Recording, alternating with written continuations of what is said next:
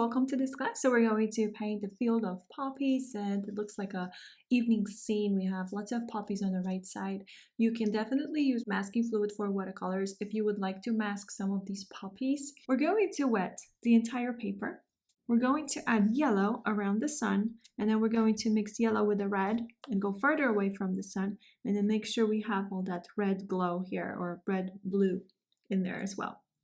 And then we're going to go away from the sun. We're going to have some yellow and red, and then we're going to blend some of the red with blue, and then eventually we're just going to have blue, but with a little bit of red too. So this is my flat 40 brush, Da Vinci Casanel, and I'm going to wet it for a few minutes. So it's best to wet the paper for 3 to 4 minutes. We're going to start by making sure we have our sun here. So the sun is shining, right? So right here, go a little further away and create like a little circle. You can use a different brush. I'm just using the flat 24. Now with that same brush or flat brush, you're grabbing a little bit of quinacridone red and that yellow. And now you're gonna go further away, but I want a little more of the red. Even more of the red. Make it like more orange, like we see in the reference. It's definitely more orange, and you can go through the field here too, because we can use these yellows as undertones anyway. So more of that red, and one more time grab the half and half like ratio, a little heavier now, of the two colors. And one more time go around, just so I don't lose the sun, right? Because it does need to be, I need to show there's yellow. Now some more of that quin red and yellow. So this is too purple. So I'm gonna grab just the phthalo blue. This is gonna be my shade of blue. I'm actually just gonna grab a little bit of phthalo blue and run over this area here. There's my phthalo blue. And let that blend on the paper. Now, if you mix these colors gently on the paper, you won't see a shade of green, because what happens when you mix blue with yellow together, you create a shade of green, right? So that's what we have to be thinking about, like, and be aware of that, so it doesn't happen. So this is more of the phthalo blue. So this is my imidazolone yellow, some of the red I guess I picked up, that's fine too. I'm not gonna paint here, but I want to paint this part of the meadow. And this is like a damp brush because I'm wiping my brush. So those are my undertones. I'm gonna wipe the brush again, just so I don't create a bloom in the sky from all this color application. Time to paint some of the poppies. So there's my yellow and the reds, a little too much water, and then I want some of the flowers here. It should be like a between heavy cream and cream top like ratio. So whatever you want to show, there's those nice bright poppies. So yellow plus the reds, and I'm only gonna do this for the foreground ones. Plus I can't do anything here, so I'm just gonna kind of stay away. Just a little more color, just for the foreground. And I'm going to clean this brush, and with this brush, the flat brush, I'm going to get more water because I don't have enough water. I'm going to grab the yellows with the green and go a little closer now, and all the way here. Now careful how much water you have on your brush, because this is easy to create a bloom. You can totally just paint the sky and the yellow undertones and leave it until it dries, and then you start working on the later on all that meadow, basically adding the poppies and the greens. You can do that later, so don't stress over that. So now I'm going in between, and I dip my brush in water, get more water,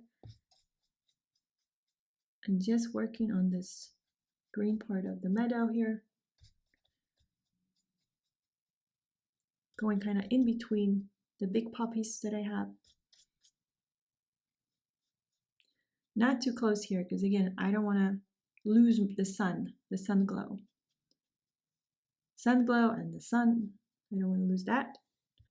Just to make it a little darker, I'm actually going to grab some red and green, and that will give me like a shade of brown, which will make it darker. And if I want it even darker, then I can just add blue to it too.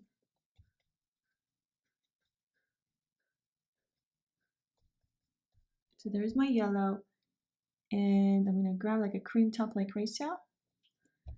And it's too early to add the flowers here because the paint will spread too much, it's too wet. But I can add more poppies here. So both of my reds plus yellow. If this gets too muddy, you feel like the colors are just becoming too muddy, then clean the brush. That's all you have to do, and start over, grabbing the paint. So this is becoming a little muddy. Cleaning the brush. And I'm gonna wait, actually, because I really want to add these flowers here, and this is a little too, let's say, too wet. What I could do instead is grab actually my rigger brush so I can keep working on it, and grab some of this yellow and some of the greens. And this was cream top like ratio. You can even add some blue and add like the grass in between the poppies. So way more blue if you're going like in the foreground, because you want to create the darks, or you want to add the sense of depth. And then here, smaller, shorter. So I'm just focusing on adding little dots here and there. I'm going to clean the brush and grab a cleaner mix of the reds, some yellow.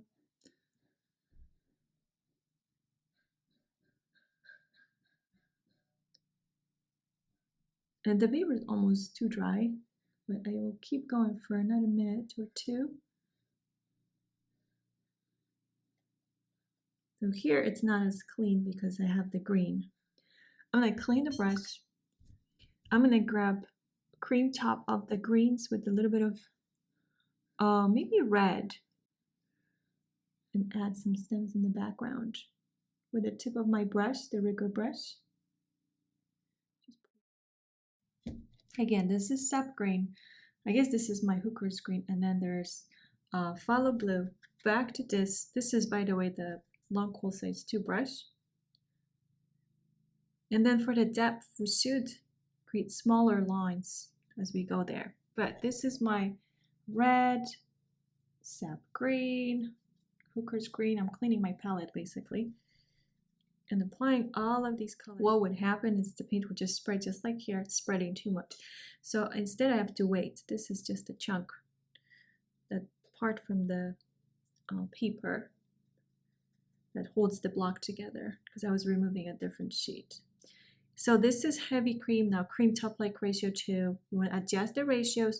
If you don't want the paint to spread too much, keep adjusting those ratios between water and paint. On the tip of my round 2 brush, and add something in the background. So I'm giving an end to this meadow, basically, that there's something more to it. So some trees, let's say.